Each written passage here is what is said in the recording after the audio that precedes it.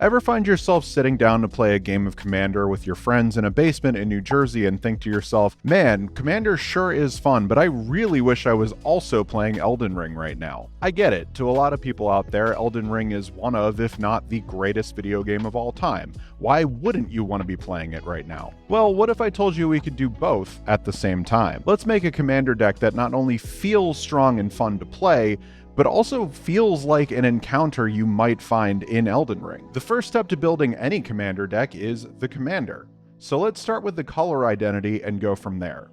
This is going to get a lot more complicated than you'd think. If we're going to nail the feeling of a specific game, we need to match the colors to how the game feels aesthetically. Let's take a look at what makes Elden Ring what it is. If you're somehow in the 0.0000001% of Magic the Gathering players who don't know what Elden Ring is, let me break it down for you. The short version is that the team behind the Soulsborne games wanted to create an open world experience that encapsulates everything they learned making games up until that point. Director Hidetaka Miyazaki, along with Game of Thrones author George R.R. Martin, created The Lands Between, a fantasy setting that from the second you step into it feels broken, decaying, devoid of hope, and completely uninterested in you as the main protagonist. Well, I say devoid of hope, but it's really easy to see that this world used to thrive. The grass is still green and the sky is still blue if you ignore the giant light tree that takes up most of the skyline. Elden Ring has its own unique vibe.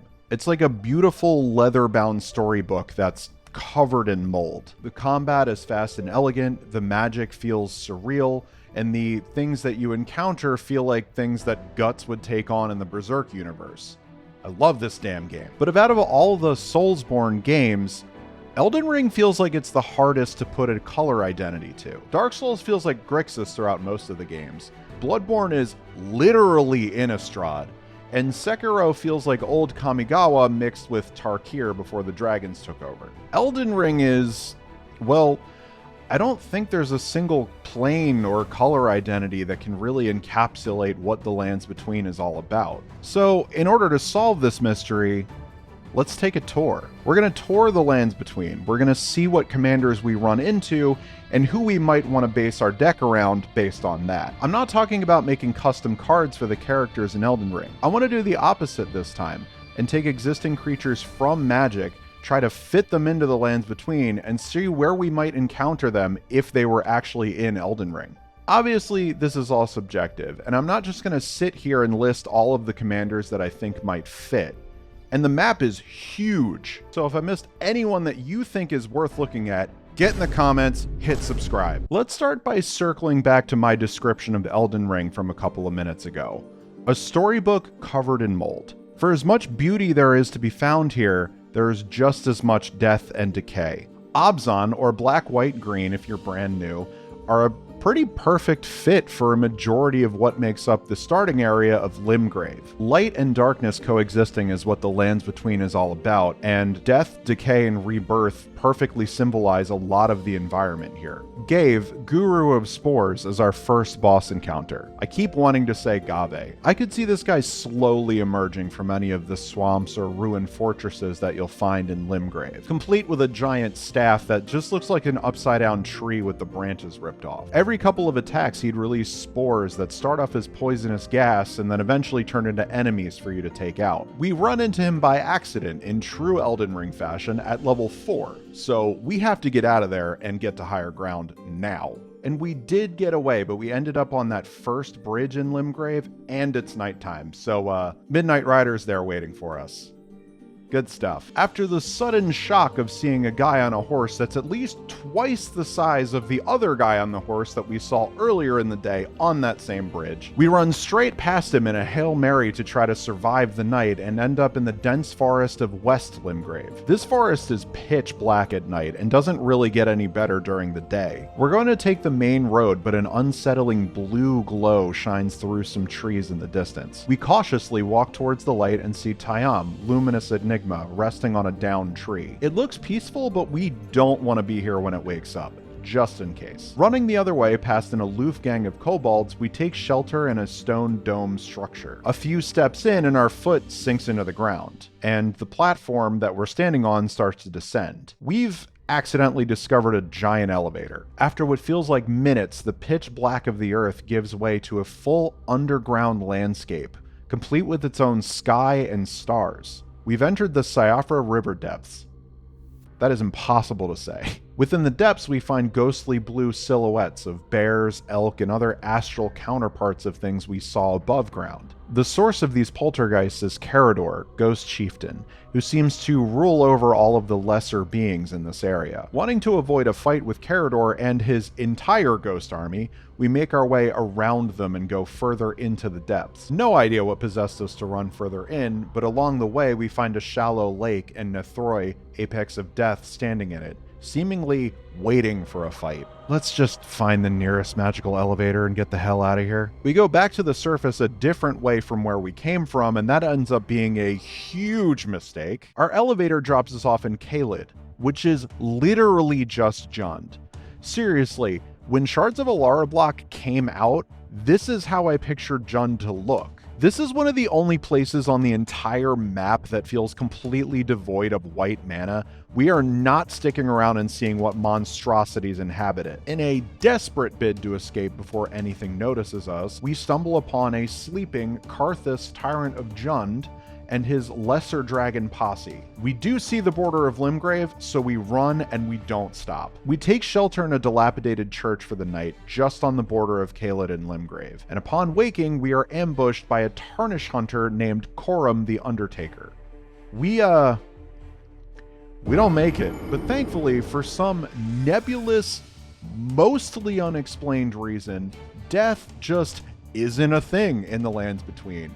So we respawn back to where we wanted to be in East Limgrave again. We curse the gods for everything that happened in the last day and make our way in the opposite direction of where we came from. We're going to Liurnia next. Liurnia is also very different from Limgrave, but in the opposite way as Caelid was. Where with Caelid we traded the white mana for red, in Liurnia, we're trading the green mana for blue. As right away you'll notice a majority of the landscape is covered in shallow water. This area very much feels like Esper, and that feeling is even further solidified when we finally make it to Raya Lucaria Academy. Those who enter are free to study sorcery magic. Sorceries in the Lands Between aren't just spells that you can cast on your main phases. They're celestial-based, primarily damaging spells like Glintstone Pebble, Carrion Slicer, and Rancor Call. To use these spells, one needs a Glintstone Staff or a Carrion Sorcery Sword. In other words, you need an item infused with a magical space rock in order to use sorceries in the Lands Between. Esper fits this region perfectly for its heavy use of artifacts and tokens. So it was a cakewalk getting to the Academy, right?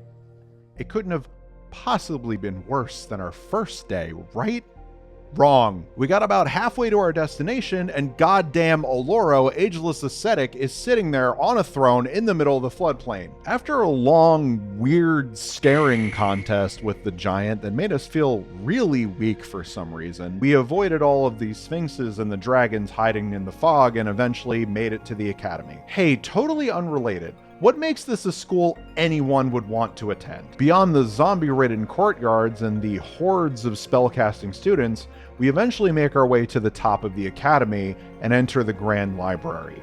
Oh god, it's the Sen triplets. We try to fight them. I say try because they have a habit of possessing people and making them see vivid hallucinations. So we killed something, not sure what, but we did it and we made it out of the academy. From here we move north to find a way up the Grand Lift of Dectus and enter the Altus Plateau. The blue mana felt throughout Liurnia is gone. We've entered Mardu territory. By some miracle, we finally find our first ally. It's Sir Gwyn, hero of Ashvale. Her fiery aura is a welcome break in the arid landscape of the area. She sets us up with the best weapons and armor that we can wield, and promises that we can keep all of it if we help her deal with the problem that has arisen in Volcano Manor. She has a bounty on Dahada, Binder of Wills, and believes that she is currently hiding out in the manor. We make it through various armies of humanoid rats and corrupted knights, only to find Peru, the Volatile, circling above the castle. Thankfully, Sir Gwyn entrusted us with Embercleave, so this should be a pretty easy fight as long as we can stay under Peru and hack away at her legs. Now we can take on Dahada, but after a few weird left turns, we end up in a basement? A cave? Not sure what the layout of this place even is. But what we do know now is that we have to take on Kroxa and Kyranos at the bottom of this weird lava-filled underground area. Despite being burnt to a crisp at the end of that fight, we made it. And Diada isn't even here. Awesome. Good. Okay, at least Sir Gwyn thinks she knows where Dahada might be, so that's good. It's time to head north again, up a second elevator, to the consecrated snowfield. The snowfield is the embodiment of Temur, as it was shown in the Tarkir block. Snowy, frigid, but surging with magical potential. Despite how desolate this area is, the creatures that inhabit it are enormous. Savage Knuckleblade is about the smallest thing that we encounter here. When we first arrive, there's a dense fog that makes it impossible for us to find our bearings. So we just keep running straight, hoping we run into something good. And then we bump into Calamax, the Stormsire. He attempts to shock us to death using the energy of the surrounding area, but we manage to squeak by with just enough life left to get away. I know a dinosaur might feel a little out of place here, but it was honestly the best equivalent that I could find to that roaming church in the snowfield. I know we have roaming throne, but Calamax pings you just like this church does. Anyway, past the flatlands in Calamax, we find a desolate, abandoned town, which promptly transports us right to another dimension. Miram's sentinel worm surprise attacks us immediately after we enter, but we can hide in the buildings and avoid him. While we're playing hide and seek from the ghost dragon, we're gonna figure out how to get out of here. Through lighting torches, we solve a weird, inexplicable puzzle, and we break through the dimension and Miram just disappears. Unfortunately, the duels with giants are not over yet, as Sir Gwyn's target for the consecrated snowfield is Borborygmos. He holds the key to unlock the gates of Lindell, the city on the Altus Plateau. Since Dihada is one of the overseers of that kingdom, that's where our final stop will be. Borborygmos is about as big and tough as you'd expect, except we can always cheese this fight by staying under his legs and hacking away. One way easier than it should be fight later, and we can finally enter Lindell. Lindell feels so much like an Orzhov city, it's not even funny. The lavish gold setting is teeming with fallen angels, corrupted clerics, and bizarre-looking spirits. We make it to the main city hub only to be chased by a gang of fallen angels. We try to avoid them by jumping into a dried-up riverbed, which happens to be the entrance to a series of tunnels. Awesome, at least we don't have to deal with anything swooping down at us. We find rats, ghosts, and in the first main area of this system, we find Radadravik of Urborg, and a horde of zombies. Fantastic! But once again, we have Embercleave. The victory is sweet, but the smell of burning zombie flesh is horrible. We continue through the tunnels and find a safe way into what seems like the main castle of the city. Time to barge in and take on Dahada, who's locked herself in the very ominously named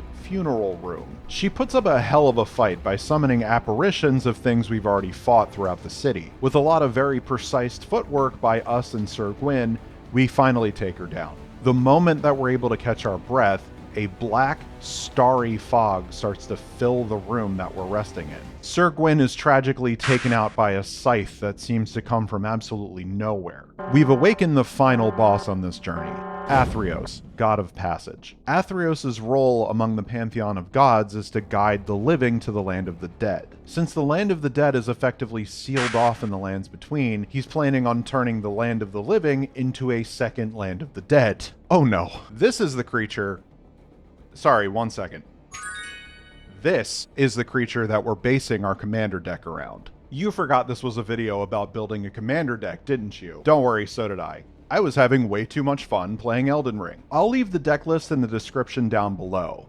But instead of going card by card and breaking down the deck list for you here, let's go through the fight and illustrate how the deck functions. The first phase is a horde fight. Athreos disappears into the black starry fog, and out come his devotees, Shadowborn Apostles. And instead of paying any attention to us, they huddle together and perform rituals to summon demons. We have to keep the number of apostles in the room super low, as if they do successfully summon a demon, we have no way of knowing if we're going to be able to deal with it. After we slay a few of them, Athreos' hollow silhouette appears from the fog and starts to resurrect the dead undead apostles to try to get them to amass and summon demons to take us out. We eventually find his higher ranking champions enter the fray, like Sir Conrad and Teysa Karlov, to name a few. We just need to squeak out a win against these two and Athreos will finally join the fight. This third phase is tough, because not only do we have to fight with Athreos, we also have to keep his champions away from the Thrumming Stone behind us,